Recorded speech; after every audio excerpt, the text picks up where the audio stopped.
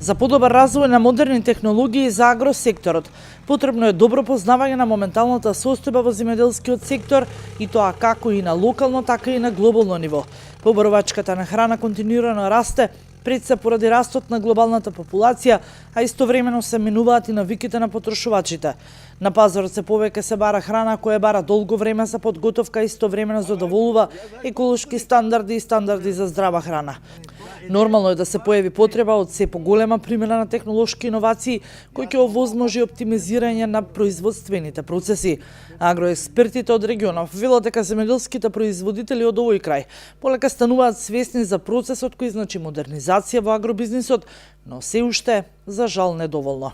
Мислам дека технологијата колку што даваат условите лека по лека се применува кај самите земјоделски производители, бидејќи станува за целна група која што е во поодминати години, бидејќи сите оние што останаа да се занимаваат и својот опстанок да го барат во земјоделието веќе се преку 50 години, меѓутоа теренот вели дека лека по лека тие се навикнуваат и го преминуваат тоа што треба за да се дојде до поквалитетен производ и до поголеми количини од единица површина, така да веќе се поголеми се површините кои применуваат современи техники за начин на одгледување, како што е систем капка по капка. Во летните периоди кога имаме високи температурни, правење начин за амортизирање на температурата со заштитни мрежи, така да мислам спрема тоа што се случува на теренот и годините со кои се занимаваат самите оние што со земјоделие, мислам дека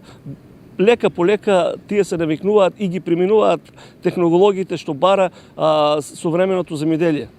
Новите мерки кои значат инвестиции во земјоделството и руралниот развој создаваат услови за тоа да прерасне во модерно и континуирано производство, велат пак од Министерството за земјоделство. Во 2019 година финансиската подршка за млади земјоделци продолжува, но со измените на критериумите. Од Министерството ги зголемуваат субвенциите од досегашните 10.000 евра на 20.000 евра по еден корисник. Дополнително се воведуваат законски измени преку кои се отстранува границата од 18 месеци за упис во единствениот регистар на земјоделски стопанства, со што се отвара можност за мерката да ја добијат повеќе луѓе.